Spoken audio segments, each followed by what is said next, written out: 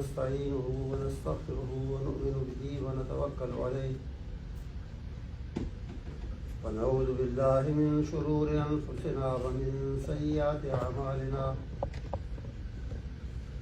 من يهده الله فلا مضل له ومن يضلل فلا هادي له وأشهد أن لا إله إلا الله وحده لا شريك له وأشهد أن محمدا عبده ورسوله صلى الله عليه وعلى آله وأصحابه وسلم أما بعد فإن خير الحديث كتاب الله وخير الهدي هدي محمد صلى الله عليه وسلم وشر الأمور محدثاتها وكل محدثة بدعة وكل بدعة ضلالة وكل ضلالة في النار رب اشرح لي صدري ويسر لي أمري واحلل عقدة من لساني يفقهوا قولي أعوذ بالله السميع العليم من الشيطان الرجيم من همزه ونفخه ونفثه يا أيها الذين آمنوا اتقوا الله حق تقاته ولا تموتن إلا وأنتم مسلمون. All praise be to Allah and peace of Allah be on Prophet Muhammad sallallahu alaihi wasallam, the last of the prophets. The ayah, the verse of the Quran which I have just quoted, addresses Muslims, believers. Allah addresses them and says, Ittaqullah haqqa tuqatih. Have fear of Allah as He deserves to be feared. وَلَا تَمُوتُنَّ إِلَّا وَأَنْتُمْ مُسْلِمُونَ. And your death should come only when it sees you and finds you as a Muslim, as a believer, as someone who has submitted himself to Allah. Now this taqwa, which is usually translated with the word fear, you must remember that it's not an ordinary type of fear. It's a type of fear, it's a kind of fear which has love of Allah also in it or behind it, which has respect of Allah and His commandments. So the total of fear, love and respect is taqwa. And this taqwa, the main function and a very important function of this taqwa is that it helps us to enact the commandments of Allah, to act upon the commandments of Allah and to avoid what He has forbidden for us. That is its main function and that is its main use. And it's so important in Islam, so important in Quran and Sunnah, that it has been emphasized again and again. Its importance has been emphasized again and again, both in the Quran and the Hadith. There are many verses, many traditions, many ahadith of the Prophet ﷺ in this collection. I will quote just a few. First of all, Quran is a book of guidance, no doubt. But its guidance is useful for whom? Hudan lil muttaqin. It benefits those who have taqwa, the muttaqin. Those who fear Allah, respect Him, love Him. Then again, the Quran says, Inna Allah ma'al muttaqin. Allah is with muttaqin. His guidance and His support is for muttaqin, for those who have taqwa. Again, Inna Allah yuhibbul muttaqin. Allah loves the muttaqin. Allah likes those who have taqwa in their hearts. And they are guided by taqwa in all their actions. As for paradise, the Jannah, most of the promises made in the Quran about Jannah or for Jannah, they are meant for muttaqin. Inna lil muttaqina mafaza. Success is only for muttaqin. Success in the hereafter. Success, the real success. The real success is for muttaqin only. Jannah uiddat lil muttaqin. It has been made for muttaqin. It has been prepared for muttaqin. What else will we require to know the importance of taqwa and the place of muttaqin in Allah? Similarly, the hadith. An-Nabi sallallahu alaihi wasallam, the Prophet sallallahu alaihi wasallam, was asked, Man akramun nas? Who is most respectable among people? And just as the Quran says, Inna akramakum taqwakum, the most respectable among you and the most respectable near Allah is the one who has taqwa, who is muttaqi and who has taqwa. Similarly, the same answer was given by Prophet sallallahu alaihi wasallam. Man akramun nas? Qala akramuhum atqahum. The most respectable among people is the one or those people who have taqwa. The muttaqin, they are the most respectable, and they should give this respect by others. Similarly, he was asked on another occasion, one of the companions asked him, Su'ila an aksare ma yudkhilun nas al-jannah.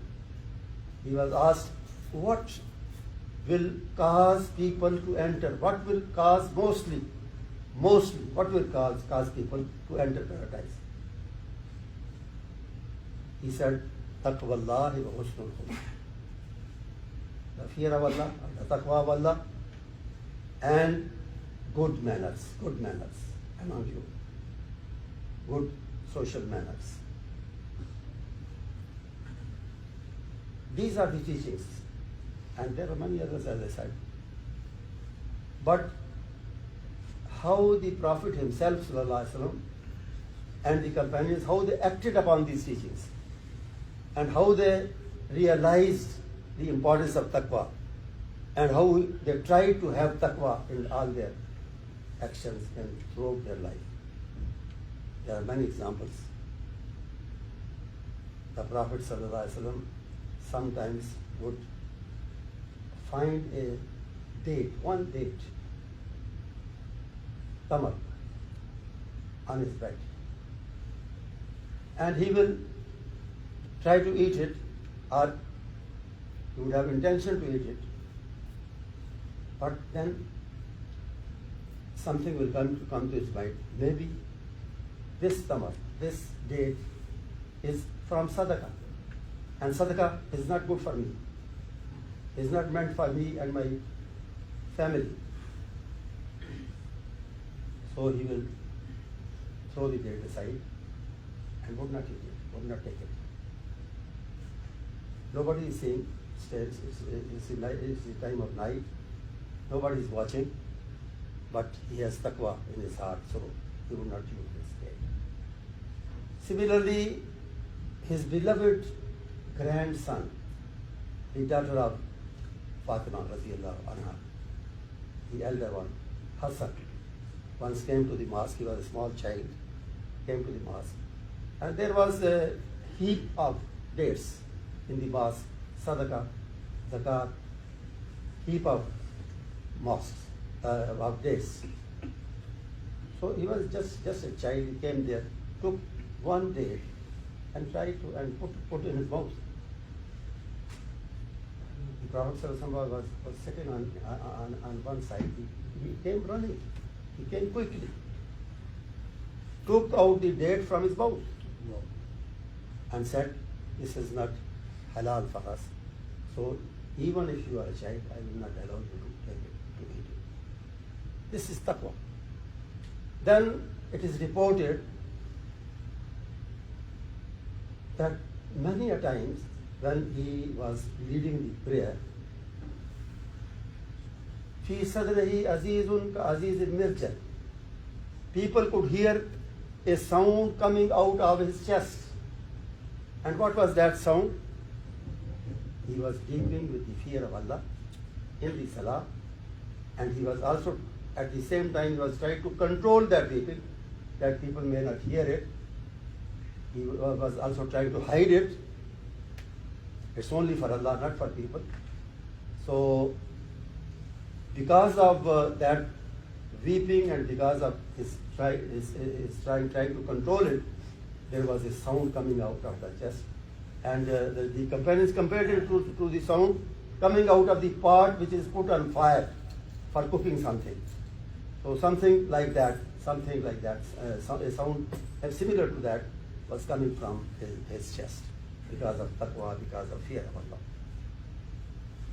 And similarly about Umar radiallahu ta'ala anhu also, it's reported that sometimes and many a times he used to weep because of taqwa, because of fear of Allah, that I'm standing before Allah and I am talking to him, saying something to him, and he's hearing it.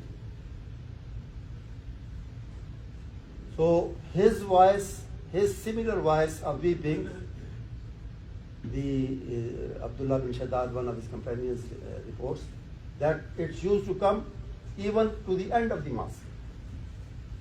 To the end of the mosque, it used to come. People standing at the end also could hear the voice, the sound of his weeping.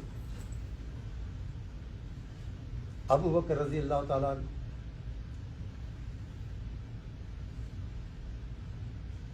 he was served, he was given some food by his servant, which was brought by his servant from outside. He started eating it. But suddenly the servant said that it has come from such and such source. And Abu Bakr thought that the source was not halal, the source was not good. So he left taking or eating that food. And not only that, whatever he had already eaten, he tried to bring it out by vomiting, by putting his fingers inside and struggling to take it out. Someone present said, when you took a few morsels or a few morsels of this food, you did not know that it was halal. You didn't know that it was not good. You did it unknowingly, unwittingly. So why do you try to vomit? And why do you try to take it out? He said, because I have heard the Prophet ﷺ saying, كُلُّ لَحْمٍ نَبَتَ مِنَ السُّحْتِ فَالنَّارُ أَوْلَىٰ بِهِ. Every particle of your body, every particle of the body which has been produced or which has been nourished by haram, it's fit for fire only. It's only fit for fire and nothing else. So that's why I know I took it unknowingly, and Allah will forgive me for that, because I didn't know that it was not good for me. But still, I don't want that haram should stay in my body. So that is how the companions understood the importance of taqwa and how they tried to imbibe it, inculcate it in themselves, in their life and in their actions. And then the Prophet sallallahu alaihi wasallam used to pray also that Allah may help him retain his taqwa and increase his taqwa. While in prostration in sajda, he will sometimes recite a dua, Allahumma aati nafsi taqwaha wa zakkiha anta khayru man zakkaha. Allahumma aati nafsi taqwaha. Oh Allah, give me taqwa. I need taqwa. I am in need of taqwa. And I request you, I beseech you to give me this quality of taqwa.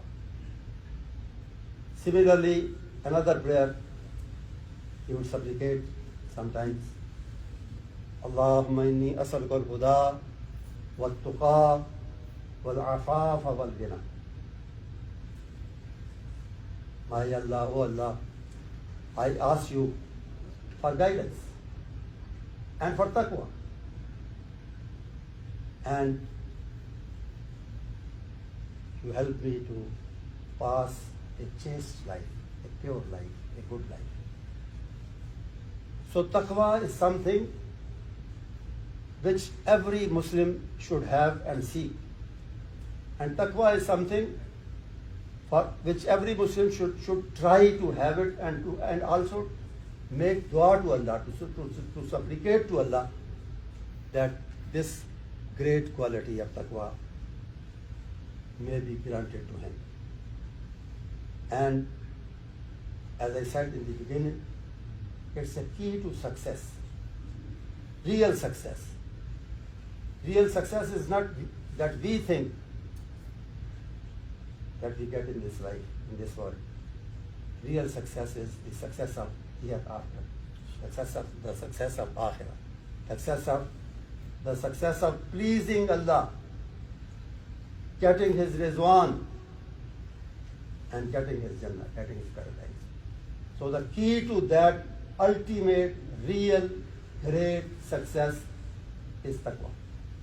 Because, as I said, it helps us to act upon what Allah has ordained, what He has commanded, and it helps us to refrain and stop from those things which have been forbidden to us. And there are many do's and don'ts in Islam, as you know. Some of our actions are before the people. They can see them, they can note them, they can see them, they can watch them. Some of other actions are secret from people, hidden from people. In our homes, in our private life, in many places, there are occasions when nobody is watching, nobody can see. But if we have taqwa, then even at those times, we will try to avoid all those things which have been forbidden and act upon those which have been ordained and which have been commanded by Allah. As I said, the examples are many. Usman Raziyallahu anhu, when in his presence someone was being buried in a grave, and he was present and he was sitting beside the grave, he would start weeping and weeping, continue weeping. Then he was asked, what is the reason for the successive weeping? He would say, Al-Qabr awwalu manzilin min manazil al-akhirah. This grave is not just a pit, it is the first step in our steps towards akhirah, in our steps towards qiyamah. And if we are successful in this first step, we can hope and we can expect from Allah that we will be successful, inshallah, in the following and in the coming steps also. So he said, when I realize and when I remember that what can happen to a non-believer or to a bad person in grave and what can happen to him afterwards, I just cannot control my tears. And those tears were only because of taqwa and because he feared Allah. And this is the way of the Prophet himself. This is the way of the companions. And we should learn a lesson from all this. And the lesson is that taqwa is the main consideration, or should be the main consideration of a Muslim, and he will try to have it in his life day and night, day in and day out. He should have taqwa so that he is guided towards good actions and he refrains from bad actions. May Allah give us taqwa and help us to have it throughout our lives. And may He help us also, as He said, La tamutunna illa wa antum muslimun, that when we meet death, we are Muslims. And who is a Muslim? I indicated shortly, briefly in the beginning, that a Muslim is someone who submits himself to Allah. Islam is submission. Islam is acceptance of Allah's will. Islam is acceptance of Allah's commandments. That if we are a believer, then we should accept His commandments. مَا كَانَ لِمُؤْمِنٍ وَلَا مُؤْمِنَةٍ إِذَا قَضَى اللَّهُ وَرَسُولُهُ أَمْرًا أَنْ يَكُونَ لَهُمُ الْخِيَرَةُ مِنْ أَمْرِهِمْ. It does not become a Muslim, a believing man or woman. It's not fit for a believing man or woman that Allah has decided one thing, that this should be done in this way, this action should be done in this way. And the believer, he has another choice. He starts looking to other choices that I can do also. I can act this way and that way and that way. No. Whatever way has been ordained and decided, a Muslim woman or a man or woman, a believer, should follow it.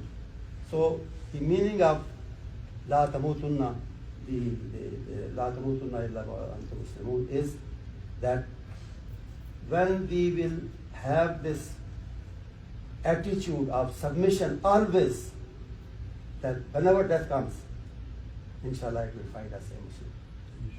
And if we forget that, God forbid, Allah forbid, if we forget that, suddenly death comes, finds us a person who is not submitting himself to Allah, then it will not be good for us. So I pray that Allah may give us taqwa, and Allah may take away from this world and give us death only when we are Muslim. And before closing, I would like to thank you all, and particularly our respected Sheikh, Sheikh Abdul Munim, for giving me the opportunity to talk to you and to meet you. Thank you very much.